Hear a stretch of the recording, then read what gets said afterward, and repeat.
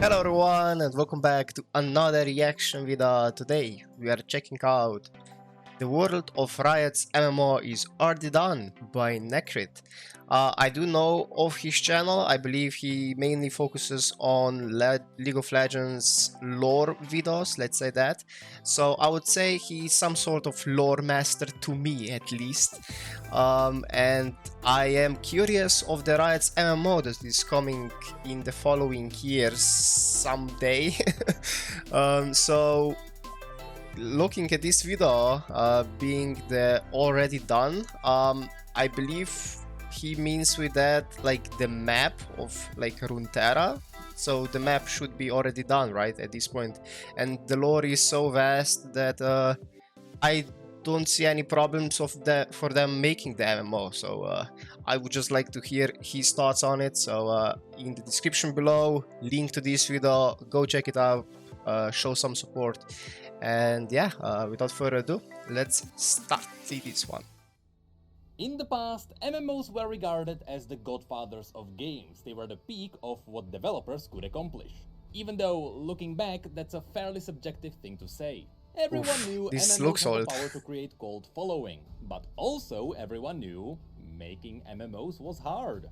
On average, an MMO has to spend at least 6 years in the baking before it can get anywhere near being good. Ooh. But that didn't stop companies from jumping onto the bandwagon anyway. And soon we could see dozens of new MMOs, all releasing in 2008.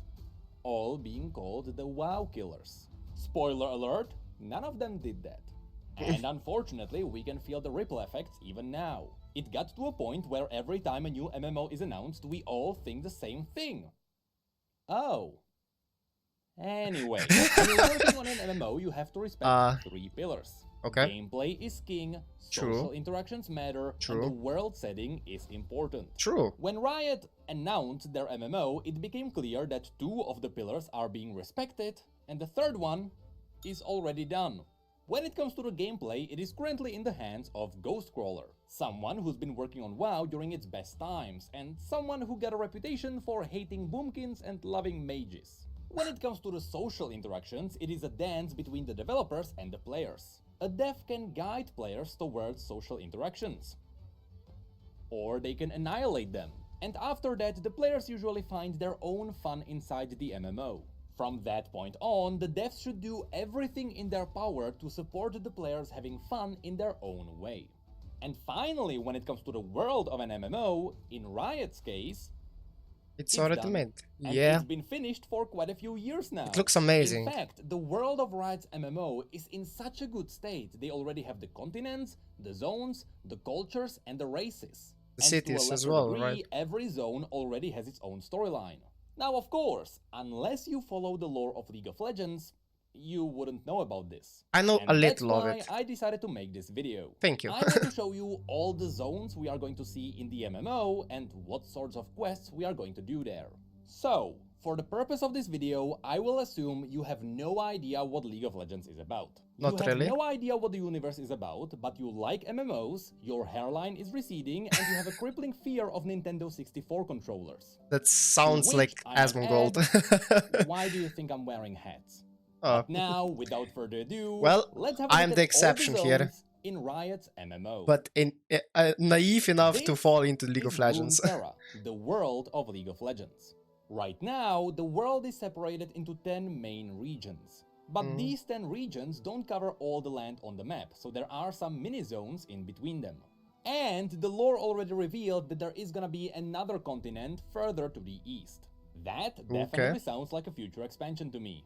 In fact, it would be foolish to release all of these regions at launch.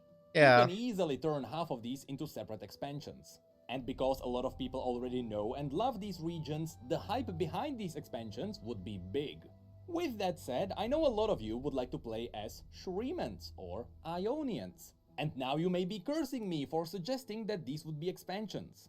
But the lore can justify giving you these nations as playable races without having their regions. I'll show you how Riot can pull this off in a bit. First, let's talk about the regions Riot's MMO has to start with. I mean, the basic 3, right? Yeah. This entire continent is called Valorant. Oh. Not Valorant, Okay. Valorant. And this is where the absolute core of this world is. The Huh. two main regions here So are where is Demacia and Valorant Noxus. They are the City two of the big Star rivals Guardians? equivalent to the Horde and the Alliance. While I would like to say that Demacia is your classic normie human region, it's not really true. The Runeterra dragons. doesn't really have a normal place. There is something cool happening in every region. And Demacia has racism. Okay, maybe not racism, yeah. because Demacia doesn't mind yordles or minotaurs, Doesn't but they like really mages. hate mages. That's because in the past, their rivals almost annihilated half of the world using magic.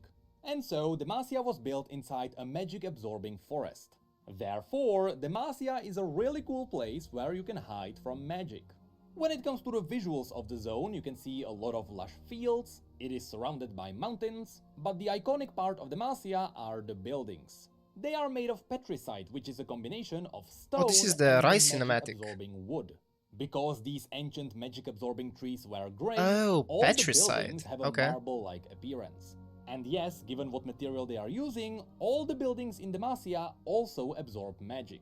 So should a mage visit this region, let's just say it's gonna be a painful experience. On top of this, let's not forget that Demacians can weaponize petricite. They can turn it into petricite steel, which gives you your classic anti-magic weapons, and you can sculpt petricite constructs which wake up after absorbing magic. Simply said, these guys just really don't like magic. The irony is, they've been absorbing it for years now. And this is where the story would kick in. You see, the Demacians are so afraid of magic, they founded the Mage Seeker Order. This is an order of people who hunt mages, they throw them into prison, and they torture them until their body gives up on magic. So yes, being a mage is a crime in Demacia.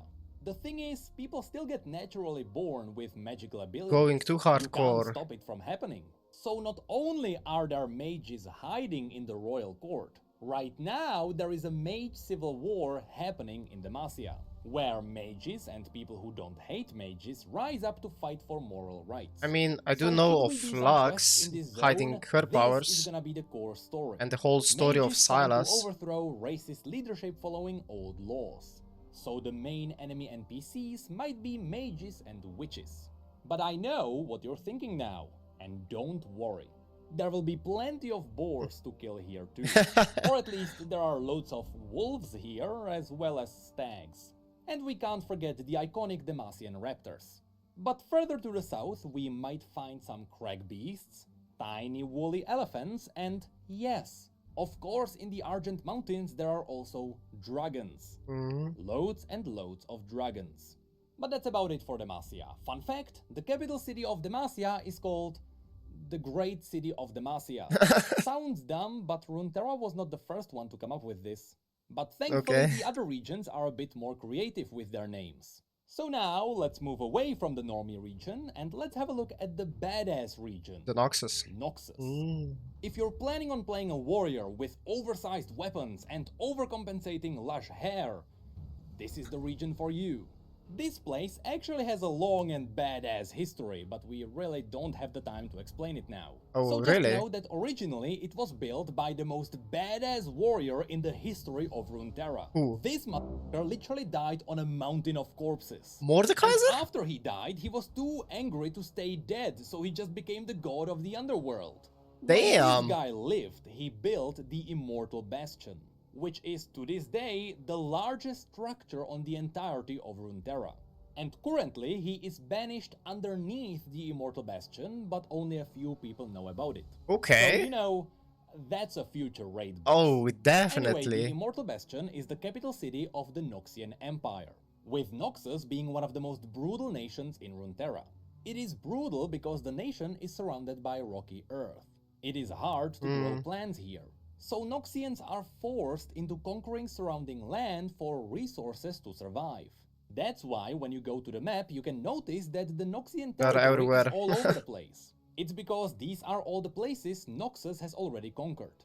Although, when I say it like that, you may imagine Noxus brutally raiding everything. But that's not true. They like to absorb the surrounding nations into their empire. After all, it's just more human resources. Most of the time, they only remove the royalty and they let the leaderless people join their empire. And that's because We saw that from the strength above all. Tales of And Runeterra. rulers tend to not be good fighters. This is what you can see in the After Victory cinematic. They killed the king because he was weak and let everyone else join them. I mean, he was also a bad guy. Is so iconic for Noxus, they have their own saying. Kill them until they are family. So when it comes to the quests in Noxus, it is most likely going to be helping the Empire expand its territory. Although this region has its own unique enemies too. Inside the Immortal Bastion, there is a cult known as the Black Rose. This cult is connected to the darkest of magics. So be ready to fight Hemomancers, witches, demons, and the Grey Legion, which is an army of soldiers revived with blood magic to fight for the Empire again. And when it comes to collecting 10 bear asses, here we have the native Drakehounds and Basilisks. Now, while Noxus and Demacia are the main rivals here, both of them are also constantly repelling raids from the north. So now, let's have a look at the Freljord. Just like pretty much any region on Runeterra, Freljord defending has from Freljord? But for the purpose of this video, just know that the maddening old gods known as the Watchers of the Void, who want to devour the entire reality only because it keeps waking them up, once tried to breach into reality here. They almost succeeded because they tricked the Ice Witch Lysandra into helping them. Fortunately, she realized how wrong she was, and she managed to freeze half of the kingdom with the Watchers still beneath them. So these days, the Ice Witch is the only person holding back the end of reality by keeping the Watchers frozen. So at some point in the future, you bet one of these woken up frozen Watchers is gonna be a raid boss. Damn. Now, when it comes to the NPCs, this is where things get diverse. First of all, remember that the Freljord is brutally cruel. Everything is frozen, and survival is everything. So the first enemy here would be the wildlife. From Rimefangs to Yetis, to Druvasks, to Elnuks, to Mammoths, to the worst of them all, Poros. Next we are going to fight the Freljordians themselves. Yeah, the most cutest of them all. Tribes here. The Avarosans, who are quite peaceful, the Winter's Claw, who are quite brutal, and the Frostguard, Lysandra's followers who hold back the Watchers. And let me tell you, these guys have some badass armor. Among the notable tribes, there are also the Ursine, which are shamans who worship the Volibear, the primal god of the wild who slowly turns his worshippers into twisted animalistic monsters. We saw them in the Speaking of which, cinematic there are also for the league. primal gods of Freljord. And finally, we need to talk about the Iceborn. When the Watchers tried to arrive here, I forgot the name of the cinematic though. This special ice is called the True Ice, and it is so dangerous you literally die if you touch it. However, the Watchers also tainted some people, giving them the ability to touch the ice. Yeah, It is still extremely painful for them to hold a true ice weapon, but at least they can survive it. These people are known as the Iceborn. Iceborn, But were not the only things that were tainted. There are also ice trolls. Oh, trolls, yeah. Some of whom are also Iceborn. To be honest, these guys were made to have their own dungeon.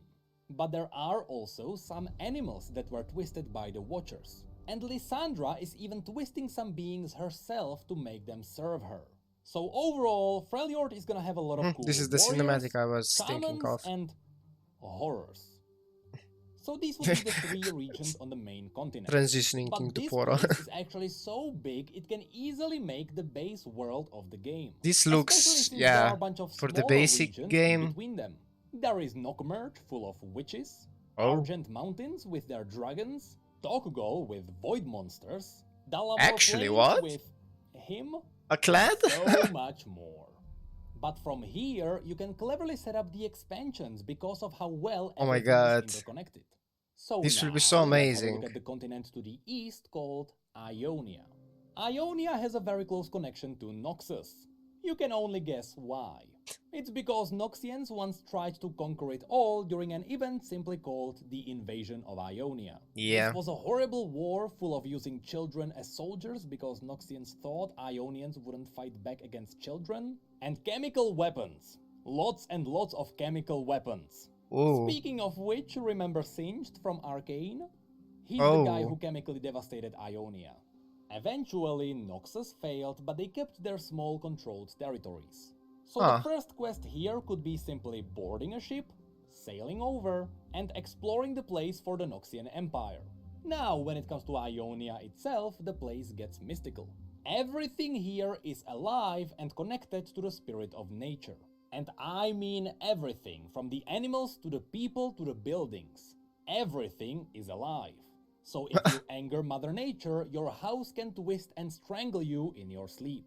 So you can only imagine how Mother Nature fought against Noxians. Usually a river came alive to drown them. That's why all the buildings here look like they were woven from wood. It's because they were. With nature magic, people let nature build their houses. It also means that sometimes your house can just walk away. When it comes to the NPCs here, obviously there is gonna be a lot of nature spirits.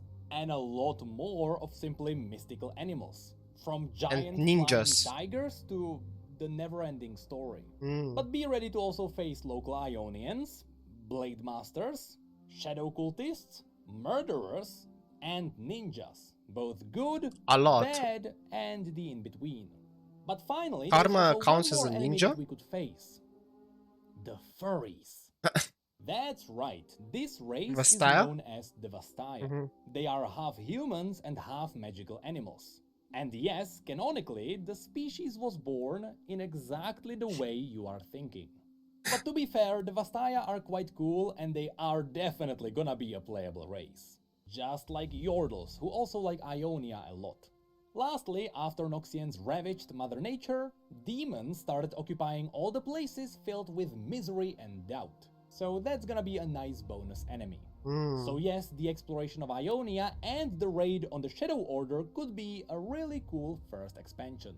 But it's definitely not Riot's only option, because we can also go south to Piltover and Yup. Zaun. Arcane, These here we are the go. ones people will know about, simply because this is where Arcane took place. Piltover and Zaun are two massive cities located one above the other.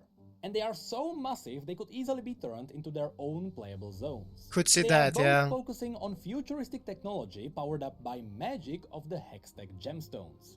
Using this magic, they can power up anything from guns to augmented limbs to vehicles. Visually, it is simply futuristic Victorian era.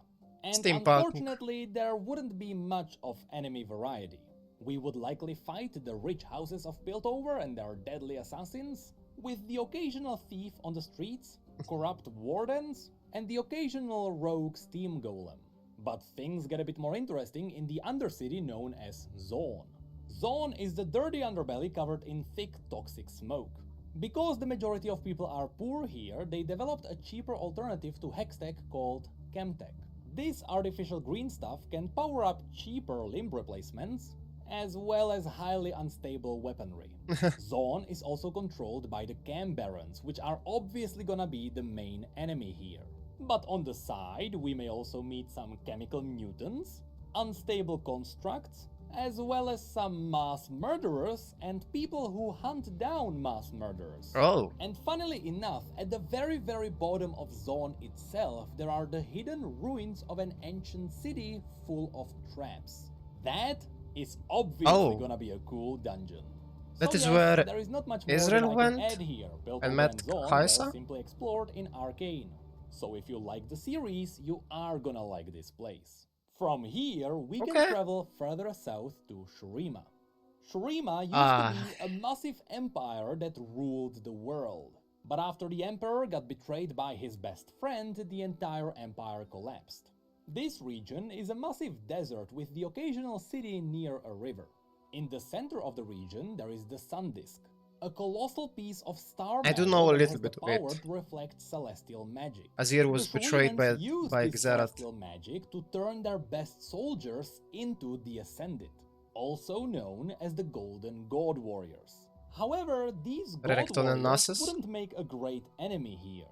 That's because after the Emperor had died, the Ascended started fighting for leadership.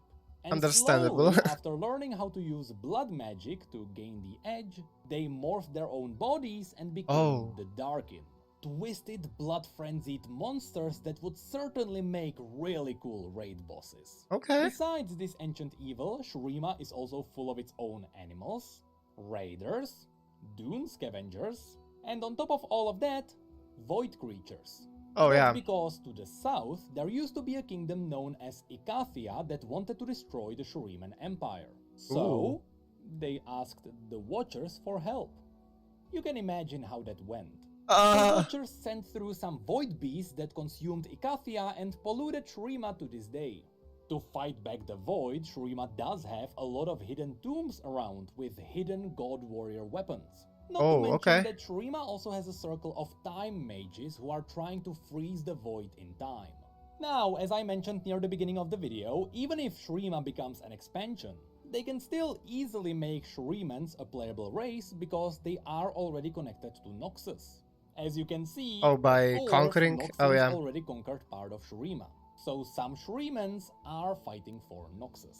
Also, as a cool fact, for those of you who liked Arcane, Hex crystals are harvested in Shurima. That's why a Shuriman expansion would be a great follow-up to Piltover and Zaun. And again, everything that's is why so Riot beautifully can connected. easily turn only the northern continent into the base world. Anyway, going west from Shurima, we arrive at Mount Targon. This place is incredibly unique. First of all, this mountain is not natural. It was literally pulled up from the ground by celestial gods. And that's because this place serves as a portal to the celestial realm, also known as Targon Prime. Now, because this mountain was pulled up, it also has some unique features. For example, you may find frozen lakes frozen horizontally on the mountain. And the very peak of the mountain is special too. Should a mortal reach the peak, that we saw in the brutal this climate cinematic, and the deadly wildlife, either they die from exhaustion, Mm-hmm. or the celestial gods deem them worthy and they become an ascended aspect. There is aspect of war, aspect of the sun, aspect of the moon, aspect of the twilight, aspect of the guardian, and so on. Simply said, after people reach the peak, they become some of the strongest beings on the entire planet. So of course, the mountain is full of people who worship the celestial demigods. And I speculate this is where we could get a lot of cool armor sets. There are the Solari, who are devoted to the aspect of the sun. And Then Lunari. there are their rivals, the Lunari, who are devoted to the aspect of the moon. But also, the tribe I assume will become a playable class, the Warriors of Rakor. Of course, besides just humans, That's where Targon Pantheon also has all resides? sorts of furry Or Vastaya. Near the is bottom of the living? mountain, you may notice that the mountain lived, is I don't know. alive. But also there are stellar corns, a variety of mind-bending creatures, and loads of dragons. Speaking of which, remember that this place is linked to the celestial realm. So this is where we may also meet the star-forging celestial dragon Aurelian Soul, as well as all sorts of other celestial beings. A lot of these would make for interesting bosses. In fact, the ascension of Mount Targon would be a really cool raid. Next, on the other side of Shurima, there is Ixtal. This is a special place where people are mastering the elemental magic. They are using it for Is everything. Kiana from Fishing, here? smithing, walking, and this place is definitely gonna be saved for an expansion. Basically, remember when Ixtal asked the Watchers for help? And then that happened? Ixtal was their neighbor, and after they saw the Void devour an entire kingdom, they believed the Void would soon devour the entire world. So, using their elemental magic, Ixtal built massive walls of plants around their entire region, isolating themselves from the rest of the world. For 3,500 years, Ixtal sounds like Attack on Titan here. the world outside of their walls was devoured by the Void. Yeah. But now, very recently, some mages found out that the world outside is completely fine. So now, the Ixtali mages are slowly Okay, I don't know what came first. To be honest, Attack on Ixtal Titan is or the most this Ixtal? underdeveloped region in Runeterra. We know the region has a lot of hunting Vastaya, Oh, deadly Rengar is plants, and right. some elemental dragons, but most of the region is still a mystery to us. So at least here, Riot will have the freedom to try something new. But now, we'll leave the main Bilgewater. continent to visit the last two regions. First of all, there is Bilgewater. If you like pirate adventures, this is gonna be your place. This is where we are going to explore inns and gambling dens, even some local temples worshipping the god of motion, Nagakeboros. Here we are going to fight pirates and sea monsters, sea witches, sea Vastaya, maybe some demons. And possibly we'll side with Sarah Fortune to fight the king of the pirates, Gangplank. But there's a lot more here. Last year, Riot released their RPG, which was set in Bilgewater.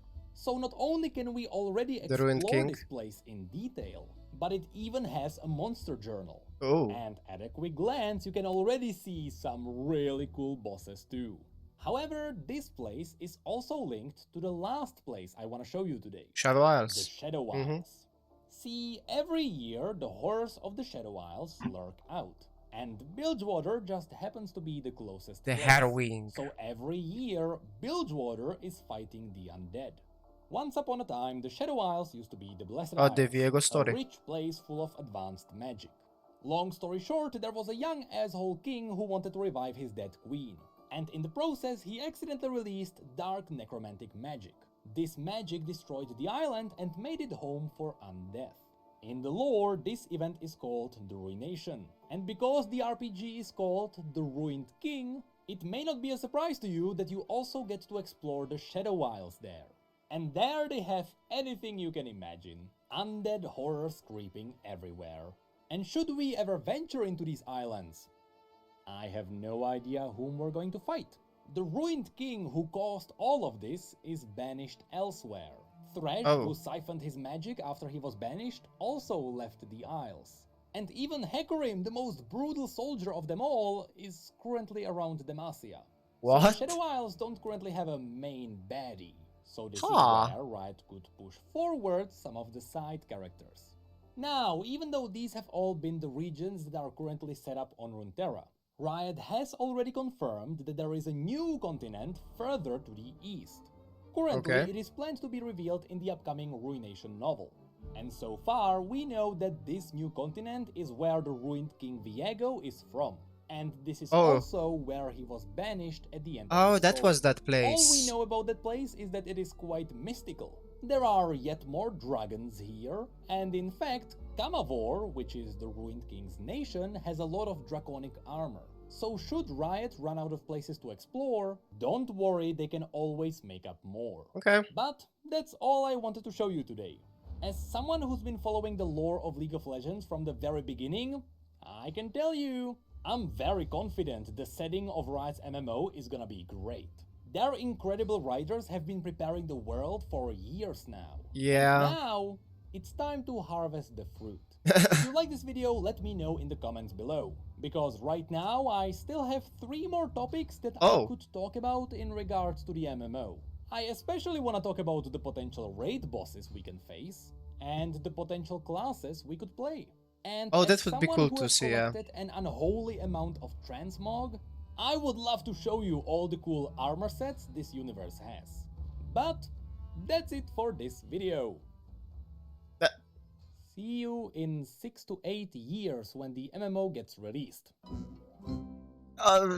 Can't be very true about that, yeah. I mean, they should take their time and do it right, rather. This could be one of the potential's future MMOs, so I mean, as much as I am not fond of the League of Legends some days in the week, I am certain that they can like put all effort into making this MMO the way it should be, and I mean, maybe the beginning of a new time for the MMOs, that is.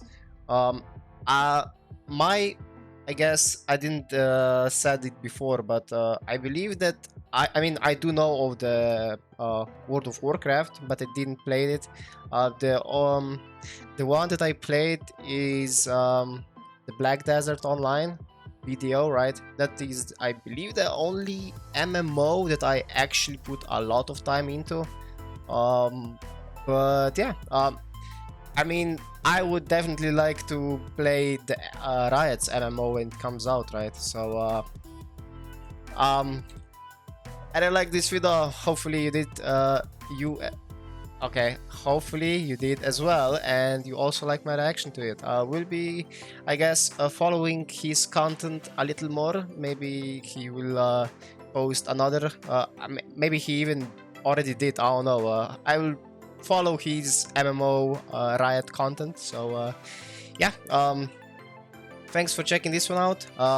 This was insightful to some extent. I mean, I learned a lot of new things. I do have, like, maybe, I don't know, 30 to 50% of knowledge of the regions, right? I mean, just like what are they about, but not actual information of the story behind it and everything.